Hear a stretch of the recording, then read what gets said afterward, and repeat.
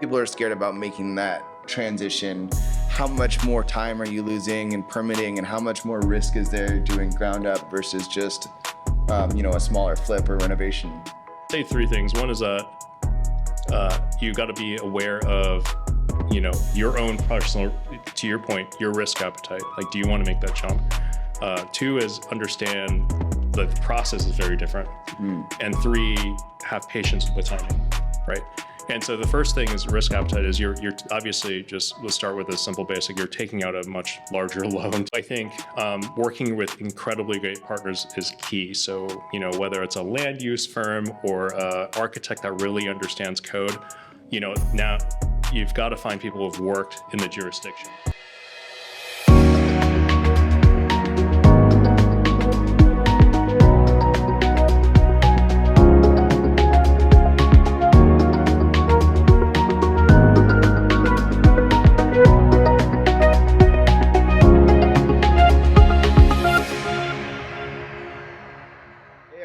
Welcome to episode 30 of the Realized Gains podcast. I'm your co-host, Jordan Lee.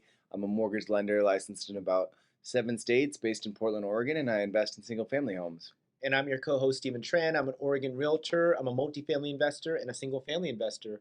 And on today's episode, episode 30, we had an amazing guest, Jason Hsu. Do you know anything about him? Yeah, it's super interesting interview. Jason has a great story. He went from working very corporate, Fortune 500 jobs to eventually investing in real estate, and then he took his side hustle and made it a full-time career.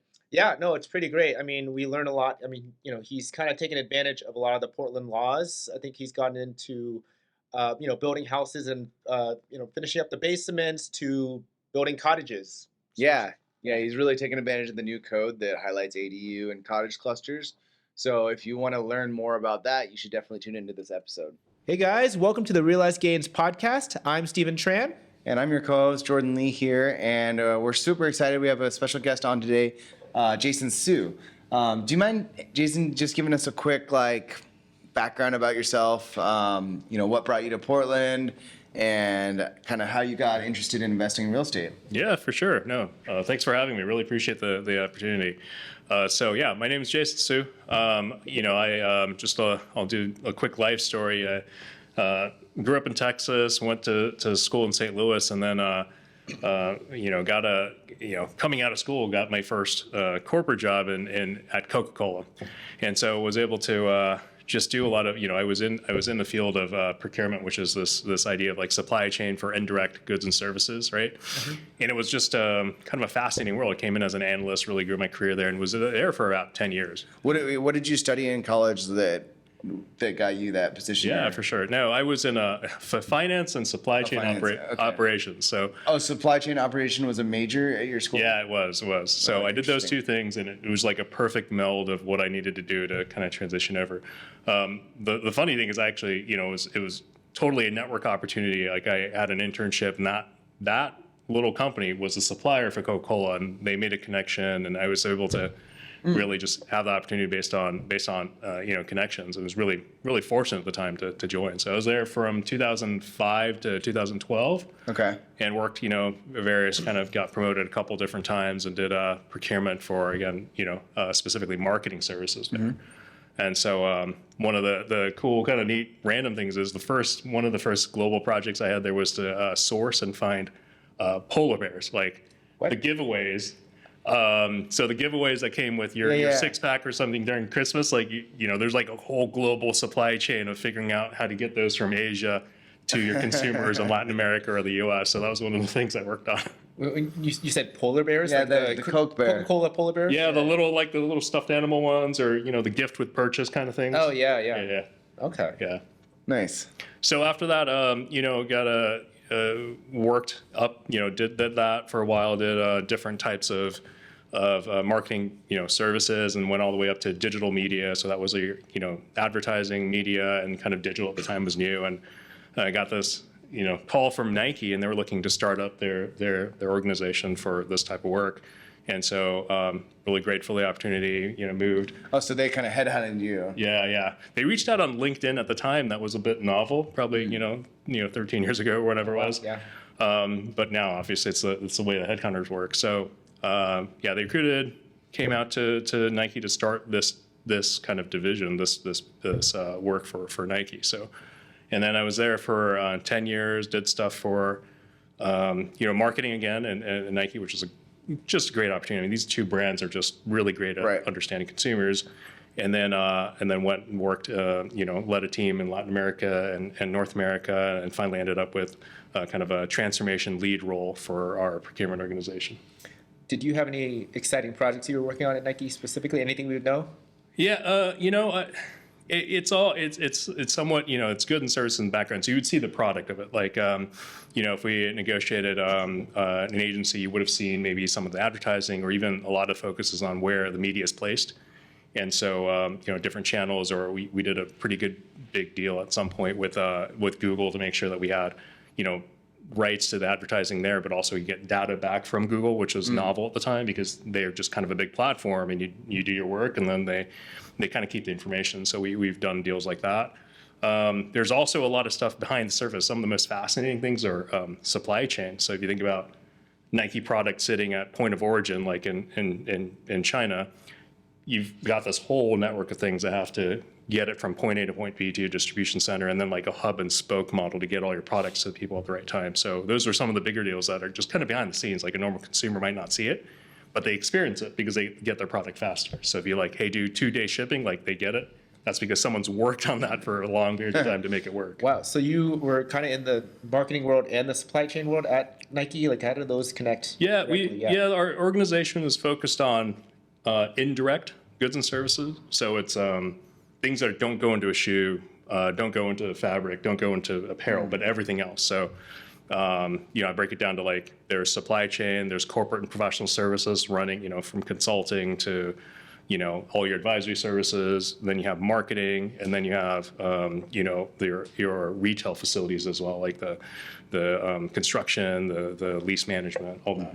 And so it's just everything kind of not in the, in the direct line of the product.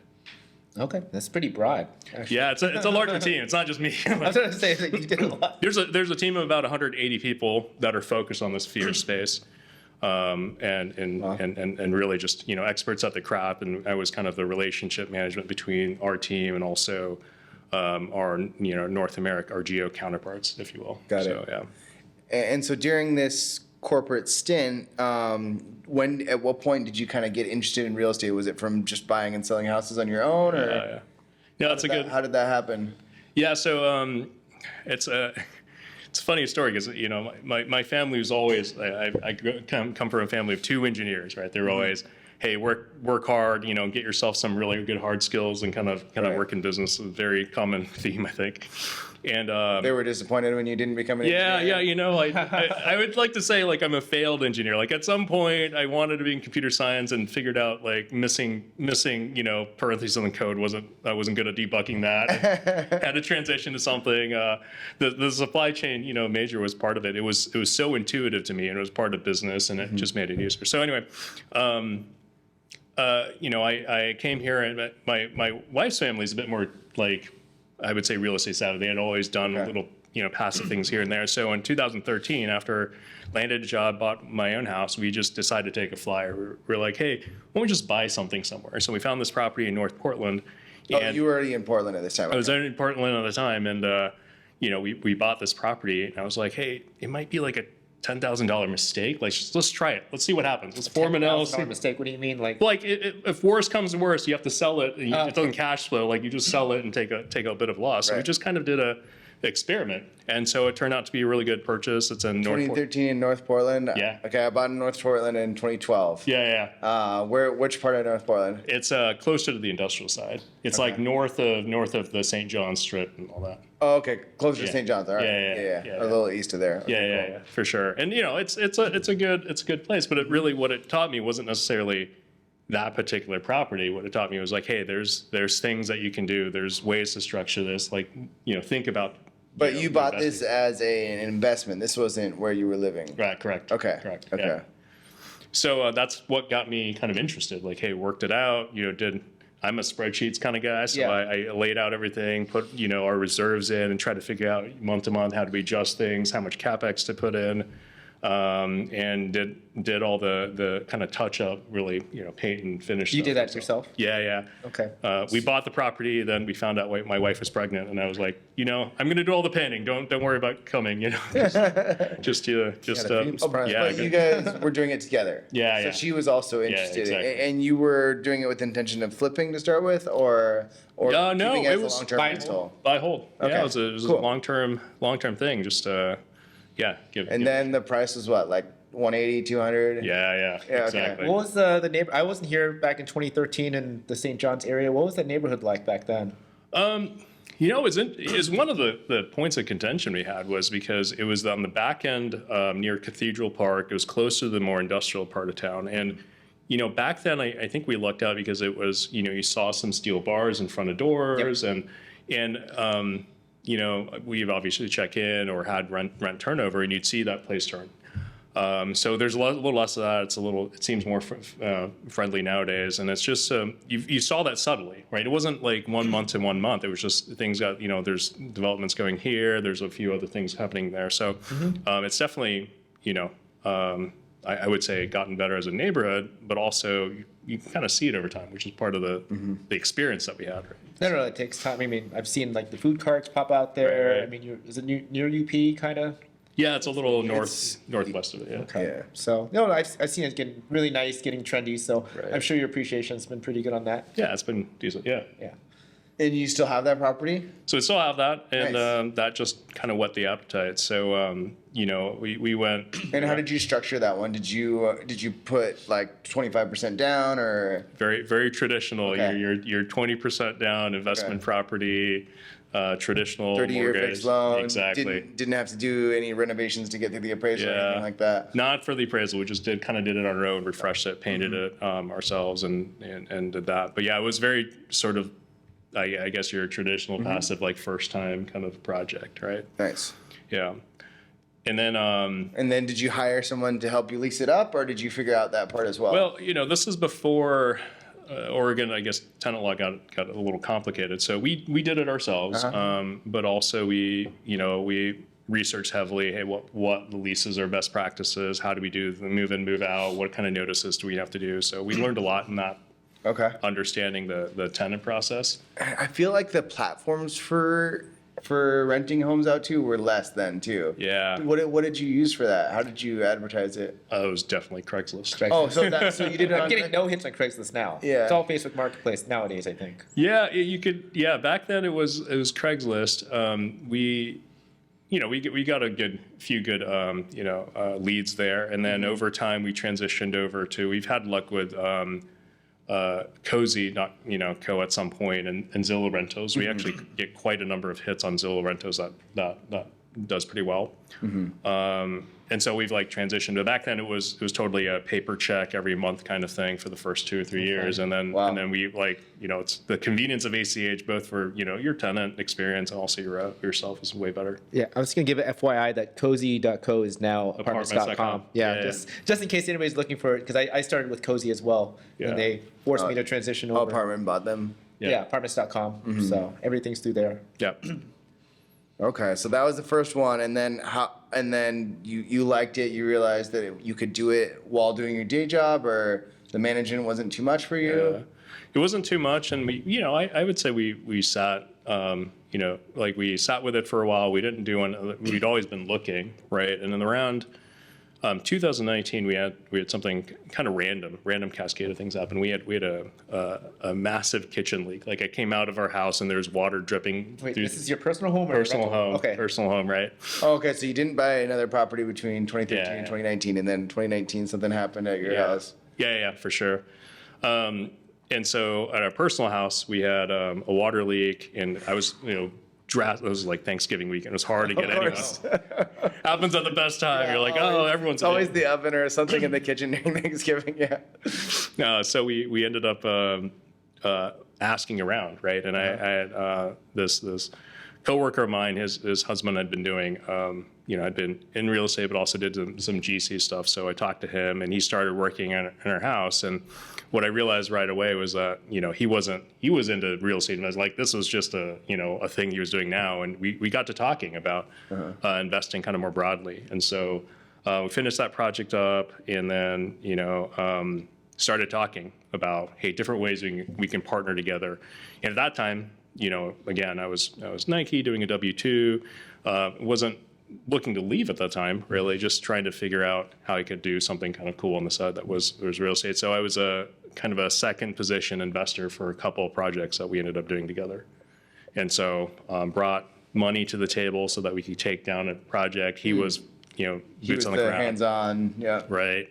And then we would, talk at night and look at the deal together, make sure we were aligned on what was going on there. And it kind of grew from there. We did, 2 or 3 of those, and then started getting into larger and larger deals. Right. Can I ask, was there any clashing since you were in second position? You weren't really making the decisions?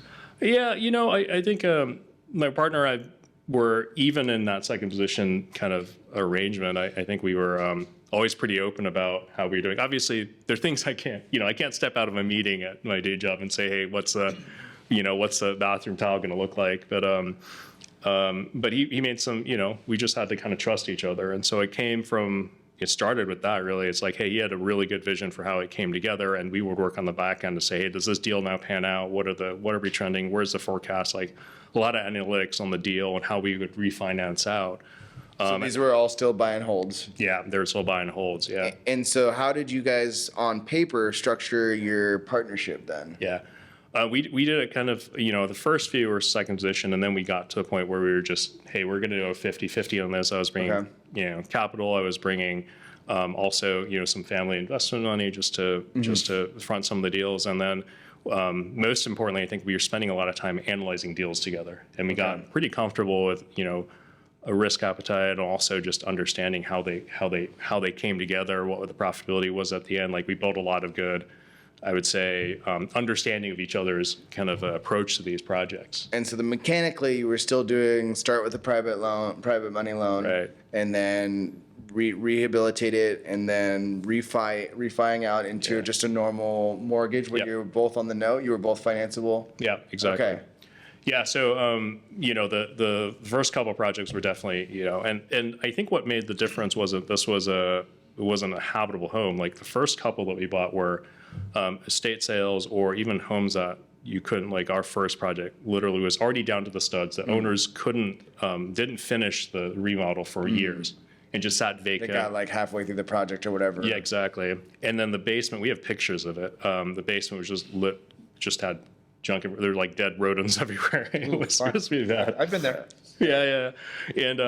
And so you have to have some chops to say, we're going to construct this. So we took a house down. This is on Southeast Division and 52nd-ish, that area. And we purchased it. We did a whole full gut renovation and built had enough headroom in the basement to make it into an ADU. Oh, nice. So we renovated the house in ADU. Took about, say, maybe like 7 months. It took longer than we anticipated, but we did it, and then we did a traditional kind of refinance out. It didn't really burr out because I think the Had some money construction. stuck or whatever. Yeah, A little bit. I think that's okay. Yeah, exactly. It's a win. And it came out. Rates were pretty good back in the day, I'd say, and so we cash flow relatively well, and that was like a proof point. Like, hey, the partnership model works. We know how to finance it. We know kind of the mechanics, and also we have the capability of taking what was really, kind of a property with a lot of problems, and fix it and make it into something that works. And just a quick note, because I know I have a lot of clients who are looking to build ADUs in their basements. Do you know the legal height that you need to have to build an ADU? Yeah, I don't remember the exact height. I think it's because I'm looking. Yeah, it's like 74 inches or something. But I remember what you have to have is you have to account for the floorboard, like whatever flooring substrate you want to put on, and then the fire protection, and also the drywall. Yeah. And so, if you measure head height from basement to, there are two things, right? The basement to the joist, you have to subtract those numbers in order to get your head height. I think it's 70, it's around 70 inches. You have to look. And the other aspect is, if you look at the whole basement, you'll want to, it's a percentage of that coverage. So if an inspector comes and says like, hey, I'm spot checking, there's enough head height, but some areas of the basement can be a little because shorter. it's a little bit I was going to warm. ask, yeah, because there's a lot of times they have venting and everything that comes down pretty short. So Right, I don't. right. I'm like, okay, does this count? Like, does this have Yeah. to be above head height? So Yeah, venting, they exclude HVAC chases, like so you're looking at basically like your finished surface to finished surface, and that has to be, and I forgot the exact number actually, but yeah, that's kind of where we're sitting. Okay, interesting. And did you have to like dig it out at all? I've heard about those projects can be really hard. It is not only hard, it's extremely expensive. Yeah. Yeah. Right. And So you did do it. we have there is one project actively now where instead of digging down, and this is my partner's project, put it on stilts and jacked up the entire house, and then you have to excavate and you have to fill foundation and set it back down, which is an expensive endeavor. It's How expensive? you're talking over six figures for sure. Okay. Yeah. So you only want to do that in neighborhoods where it comps out and makes sense, right? It really it shines with that. So it's a tool to use in a very specific situation, I'd say. Right. Okay, so partnerships going. You've done a couple of deals at this point. Yeah. Are you just continuing down the line with the partnership? Yeah. Or did you eventually branch out on your own, or how did that process? Yeah, so we kind of doubled down. So we did a couple of those, duplex type of, house and ADU remodels, experimented with that model, and then So you liked the ADU model because of the extra income for without the extra price per square foot. right. So so you're like, okay, we're gonna keep doing this. So you're just with these ones that you're building the house with the ADU. So you're just renting each unit separately. We're renting them separately. Yeah, Okay. yeah, and Long term. long term for sure. Yeah. Okay, and you didn't want to experiment with anything short term, mid term. We haven't. It's something on our docket to look at a little more. Obviously, it's really a lot of people do it these days. I think we haven't really kind of dived in to see how we can scale that and I operate mean, it. if it's not broken, don't fix it. Yeah. You're making money, like a little bit more money, and it's an active business. Yeah. Yeah, it's active, which is helpful in some ways, right? So if you have a W-2 and you want to make it active to take some depreciation of the property, you think about that. This is a plug. Talk to your CPA, but that's one way to make things active, so you can kind of use it in a tax advantage way. But most of our stuff has been, almost all of it right now is just long-term holds. Okay. Yeah. Okay. So you kept doing ADUs, and then are you still doing that model, or what are you? Yeah. So this is a good question. So we did that model, and then concurrently, right? You have to kind of pay attention to what the city is doing. So there are two kind of legislative efforts that really changed our game a little bit. One's RIP 1 and RIP 2, and basically, without going into the details, it allows for people to develop on properties and put more ADUs on, and also, eventually branch out into cottage clusters, which came into effect July.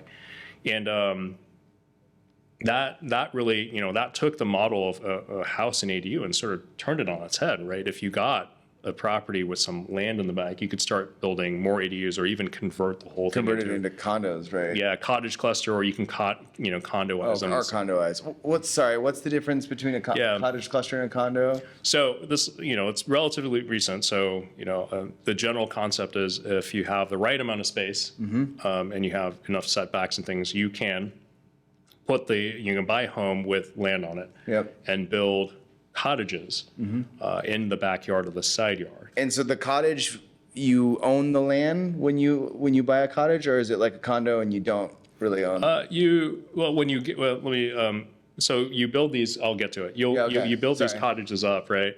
And then at the end, there's an expedited land division process. So all these homes, if you do it the right way, get split up into fee simple homes. Okay. And you own as if it were a Just like a normal single bed. So the difference is that you can subdivide afterwards. Correct. Instead of doing it before. Right. So there's no real actual difference between a cottage and just a regular ADU in a sense, in terms of like the actual the requirements for it. The requirements are actually they're a bit more deep and intense, right? And so if you build ADUs, you can tap into kind of your electrical sewer, like you can kind of party line it, I guess, right? They can bring those elements to those ADUs in a different way. Yeah. If you do cottage clusters, the rule is there's got to be common area that you spec out. So you've got to have kind of a general easement for that, and then each one of the units has to have its own access to utilities. Well, the big difference would being is that you don't have to spend that upfront subdivision Right. and you'll still have to get permits, but Right. normally when you partition out all your land, it's a huge cost upfront. So you might do like,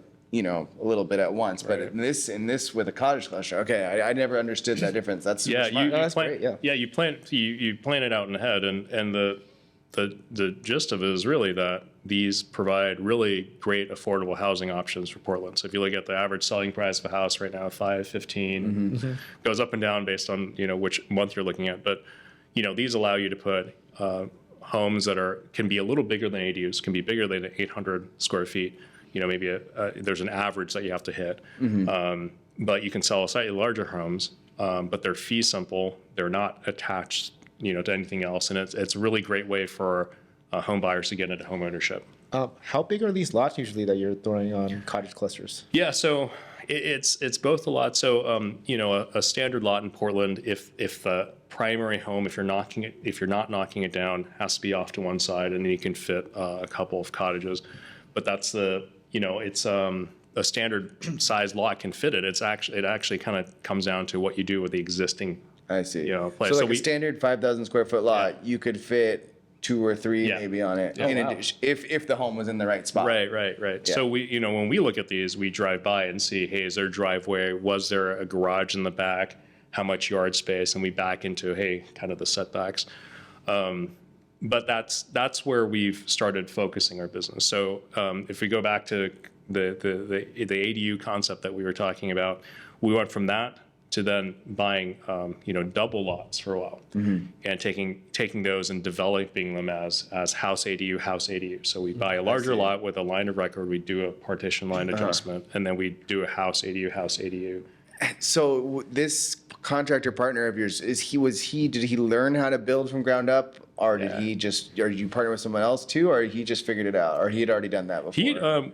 He had before we met, he had done some GC like building for others, so he knew how to build from ground up. Okay. And when it came to these projects, we got more involved in it. Right now, is we own the project, and so he's just really knowledgeable about what we can build, and so we were able to plan really kind of thoughtful layouts for our what we're trying to build, and that really was an end product, right? And we'd work with it and try to figure out, do we sell them or so. In the second model I'm talking about, there's the development for sale, right? And we have one more of that model selling right now, Southeast Duke and 67th Avenue. And that's the same model. We took a piece of land, we partitioned it off into 3 lots, and built a house and ADU on all 3. So there's 6 units there. Wow. And then we condoize all of them, and we're going to sell them. Oh, so you can sell also. all the ADUs separately Right. from the houses. Right. And so that was really model 2. And now we've moved on to what we just talked about, which is, hey, trying to find cottage clusters to develop. And that's feels like our bread and butter right now at this point. And the cottage clusters can be sold individually also, like a Yes. condo, like. Yeah, you can do it for And you simplicity. can get traditional financing on them, right? Right, if it's fee simple, yeah. Whereas the condoized ADUs, it's going to be harder to get traditional financing just Yeah. because of the price per square foot and the. Yeah. I mean, it's harder to comp out, right? Yeah, it's harder to comp out, but also Have people been able to get traditional? they have financing been, on? and part of the differentiation is when people think, when you hear the word condo, right? What do you think? Like multi-step, like you're sharing floor to ceiling, right? Yeah. And these things that we have are Detached condos. right, exactly. So they're on their own unit. There's limited common elements, which is kind of like their own yard space. They have a fence line, and so it feels like your own home. And so What are you selling them for? Yeah, kind of. It depends on neighborhood of Portland, obviously, right? So, our pro forma show them selling, on the low end, $375 to $550. And these are about how many square feet? 800.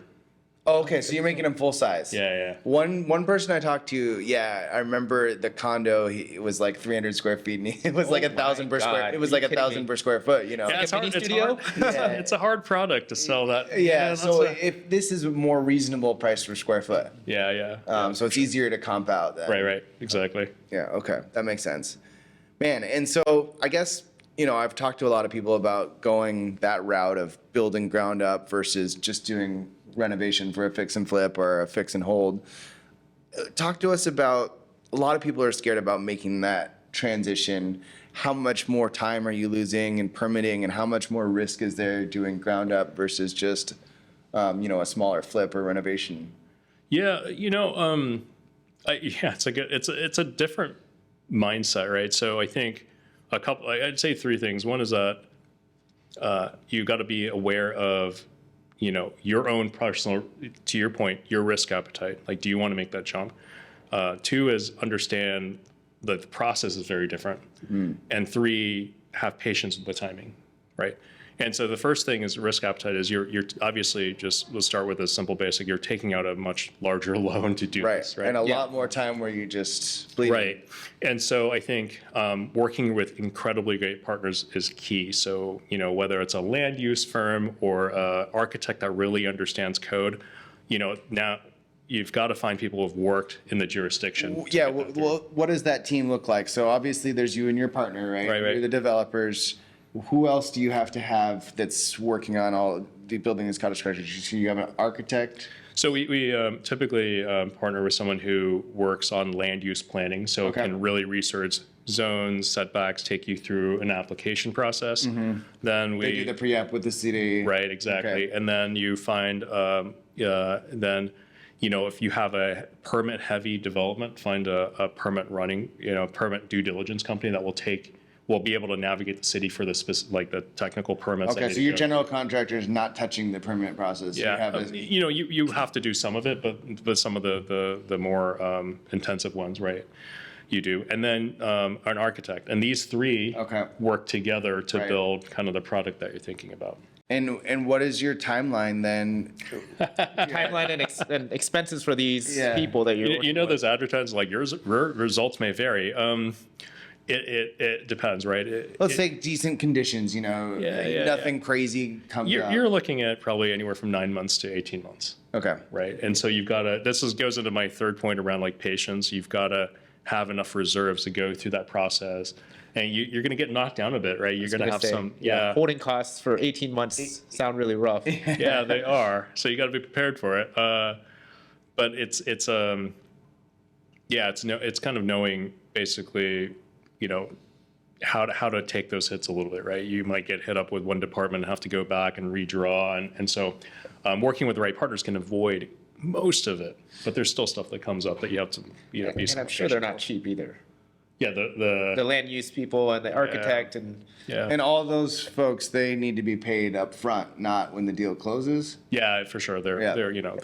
They're doing their work Right. for you, and sort of. And is some of that repeatable? Like, are you repeating some of these architecture costs because let's say you do 4 whatever cottages, and then next time you find a similar lot, are you able to repeat some of that architecture, or is it not really? can I just use those plans I used last time? We haven't done so. I think you can. We haven't done so because we have been experimenting with our business model. Oh, right? that's true. You gotta figure out what you like. And so they don't. The space requirements are a little different. And by the way, cottage cluster code varies by jurisdiction. So every single county has implemented a slightly different variation. So the state set like general guidelines, right? And then each jurisdiction is customized a little bit of like how big they can be, et cetera. And so every single project may look a little different. So this rule, this zoning for cottage clusters, that's for the whole state. It's not just Portland. Yeah, it's real estate. Well, I mean, it only there's a certain density. 20,000 or Yeah. whatever. Oh, Exactly. okay. That was part of the new. Okay, I wasn't sure about that. So the It's going to be the largest cities. So you could do it in any city in Oregon if you wanted to. Yeah, as long as the density of that's Assuming density it's works. enough Yeah. density. I'm gonna need you to come by one of my properties. Take a look at it. Yeah. Well, I mean, this is a brilliant example of how changing the code impacts building for smart folks like yourself that are like, ahead of the curve too. I mean, other people are probably figuring this out, but Yeah, and it's yeah, I think it'd be too kind. I call it experimenting. I don't think it's any smart. Like all of us have access to the state, the code, and there are people. I'm sure someone's going to watch this podcast and be like, Jason's not right on X, Y, and Z. And so, but the reality is, we all have access to the same code, and you can kind of they're enterprising people that are taking the code even probably further than we are, and thinking about building those cottages in different ways, or using the code, because there's you can do triplexes and do there's a whole. Right. We're focused on the cottage cluster because we like that product, we like that approach, and we're actively experimenting with it. But I mean, I really like the idea of being able to partition afterwards. yeah, it's a game changer, because I think if you think about our consumer, right, it's a home that's a little smaller than the average size. It is also more affordable. And so if you think about, I talk about this a lot, like the life cycle. I'm going to draw this. So the life cycle of a home buyer, you're targeting first-time home buyers. Early families, right, who are not looking for a ton of space, want to live somewhere hip and cool, not out, Beaverton or Tigard, right, in town. And then you have traveling execs, empty nesters, and maybe your sort of furnished folks, right? So like your traveling nurses, et cetera. And there's not a lot of product that target these two sides of the spectrum. Well, how can you if it costs $400,000, $500,000 to buy a lot in Portland and get the permitting done, right? Right, You can't. right. Unless you do a cottage cluster. Right, and then the secondary thing is that it really achieves the goal, I think. Even though the whole times, the holding costs are quite a bit, in the end result is that you achieve this idea of, more affordable housing for Portland. I'm not talking about, I'm just talking about, hey, things that are cheaper than the median price that an average homeowner can go, hey, I want to check this out. It's, maybe it's only 1,200 square feet or 1,000 square feet, but it's not, your median home price, and you can get into it. Well, and just from a supply perspective, right? You're turning one lot into 5 or 6 units. Right? Yeah, just speeding it up. I mean, I know the partition process in general can take like a year. Yeah, yeah. I know Portland can't wait that long. Yeah, it's so we're actively working on it. That's producing supply of these. So, sorry, and do you have active projects? Have you finished some of these cottage ones already? Yeah, we have not finished them. The code for cottages in particular went into effect in July. Okay. Yeah, so we're close to being submitting for our first one. Okay. And then we actually have 2. So this is exciting. It's coming. It's we'll live. bring you back once. Yeah, sure. I was gonna say, how's working with the city with these brand new rules? Like, are they all up to date and know what to do? Yeah. Well, I mean, it's got to be hard for them too. Yeah. No, I think these things are always theory and application, right? So one of the things about cottages is that each one of those lots has to have its own access to sewer. It can't be a party line like you could do with an ADU. Correct. And what the city is finding is if you're building 8 cottages, let's just assume there's a huge lot somewhere with 8 cottages, they want you to package technically 8 taps to their sewer line. That's incredibly taxing on the city. I don't think the city wants you messing with that many sewer taps. And so when they're going through this code, they're also coming to the realization, that may not be the best interest for like our system and our sewer system.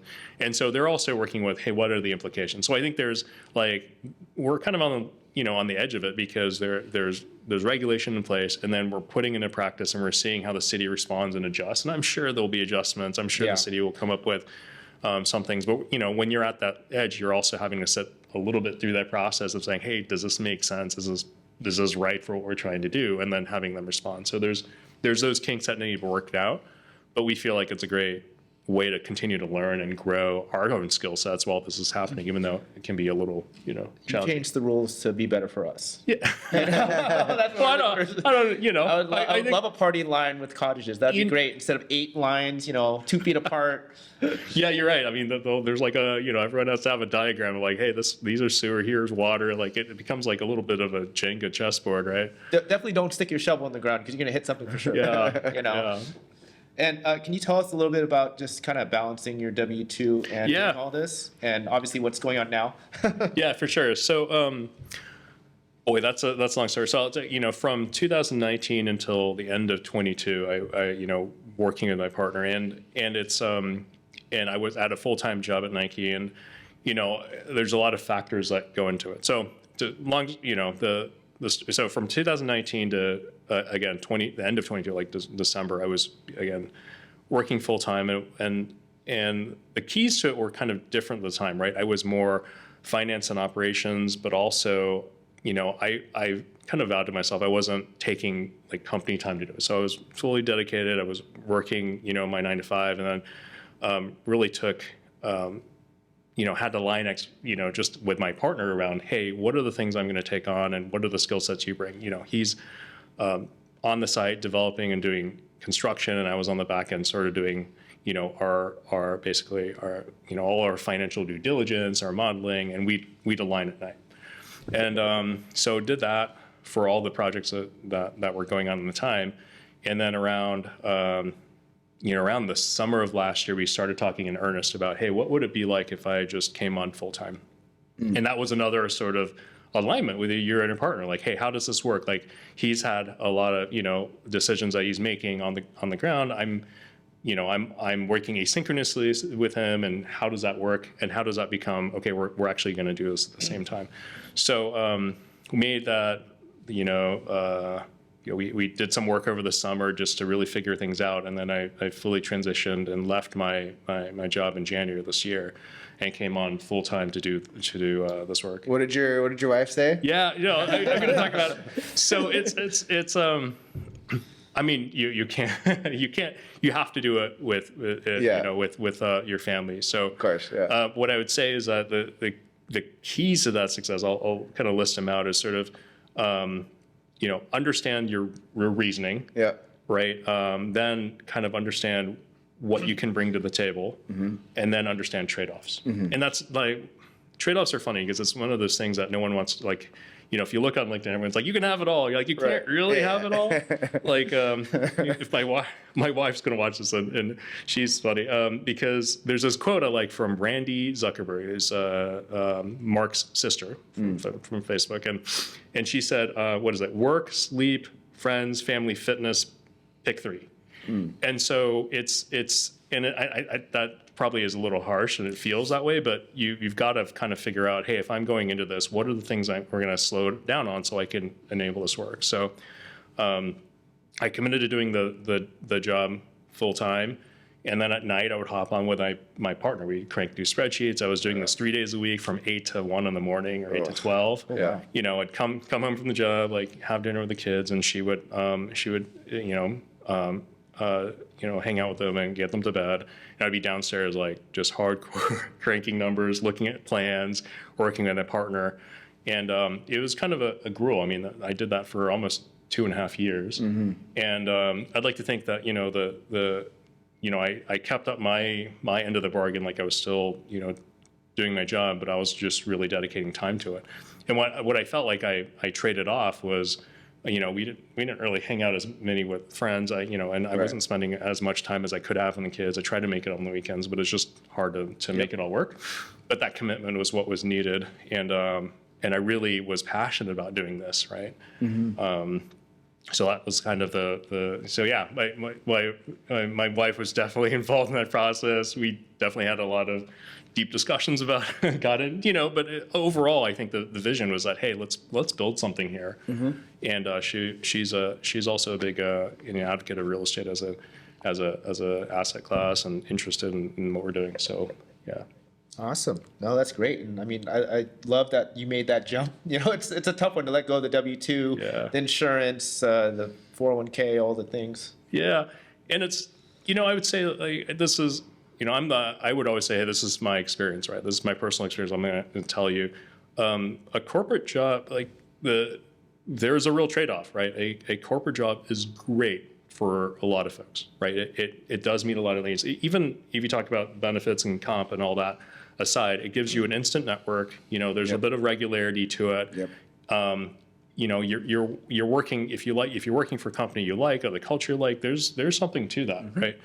But what drove us to eventually make this move was more of this concept of, I worked at Nike in a role that was really built for larger companies. Like, my specialty in procurement is it's a Fortune 500 thing. Like, you don't need this skill set for a medium-sized company. So what I was looking at was, hey, Nike's a great company, but at the end of the day, maybe there's economic softness. Suddenly I'm in, okay, my next job is going to be, at Hershey's in Pennsylvania, or it's going to be Apple in Cupertino. Yep. Like I'd have to make that jump and to kind of uproot my family every single time that happens, to wherever that Because you'd already done it once. Yeah. Yeah. And so that was something where it's like, hey, I am not opposed to moving. I think moving, a lot of people have great experiences experiencing different cultures in parts of the US.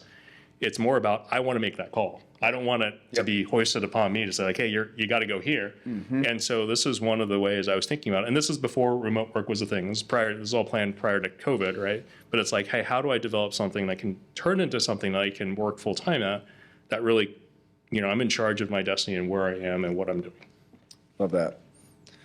So you've got your current plan. I know you're working on the clusters. What is your kind of 5-year, kind of longer, medium to long term plan in the real estate space? Yeah, it's a great question. It's one, if there's anything about planning, it happens. It's sort of like you forecast 5 years. Next year you do another 5-year forecast, and you forward forecast, right? And so we want to get good at this game. Like I think being an artisan in your craft is really key. Cottage clusters feel like something that is going to be around Portland for quite some time. And I know that this type of concept is going to span to other cities over time because housing affordability is not something just unique to the West Coast or the East Coast. Totally. It is going to be a thing. Other states are going to see our code and they're going to say the same thing. Right, exactly. So mastering that concept is going to, I think, pay dividends over time in terms of going to other markets, et cetera. So I think expanding into other markets would be something we are actively looking at. The other aspect is, as we start building this is a lot of effort to build cottages and a lot of, CapEx, a lot of, investment, is how we take proceeds from that and take down, let's say, multifamily, all the way up to 19 as we can, and really make that part of our portfolio, right? So, experimenting with multifamily is kind of the next thing, because I think at the end of the day, your goal is you can get money from development, but getting equity from holding doors that work for you passively is kind of a, it's something that we all are kind of thinking about. Yeah. So you're thinking like multifamily in the commercial sense? Yeah. Like larger than 4+? Yeah, Okay. yeah, for sure. Okay, awesome.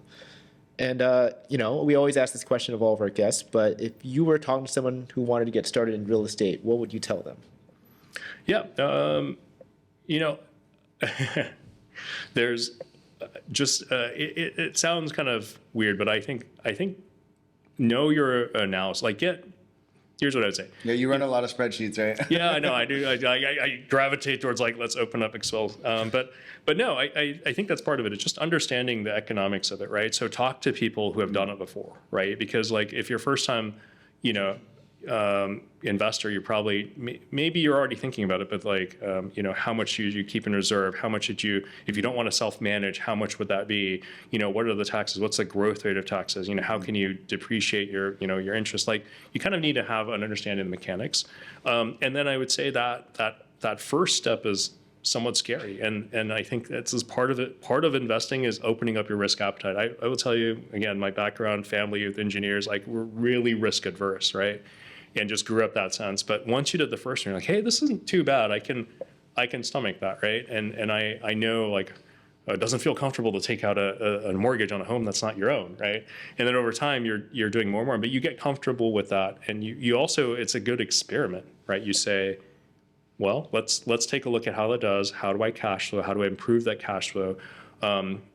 And so I think an initial gut check from, whether it's a mentor or just go online, I think our first calculator was built off of, there's this Bigger Pockets post around like rental metrics on the back of a napkin. I literally built everything from that. It was just like, here's cash on cash and here's like ROI, go have fun, and like, right. I just did those, and that ended up with, me building on it. So I think, again, having a mentor look over your numbers or someone who's done it before, a lot of people have, and then also expanding on that and just be comfortable with the risk appetite.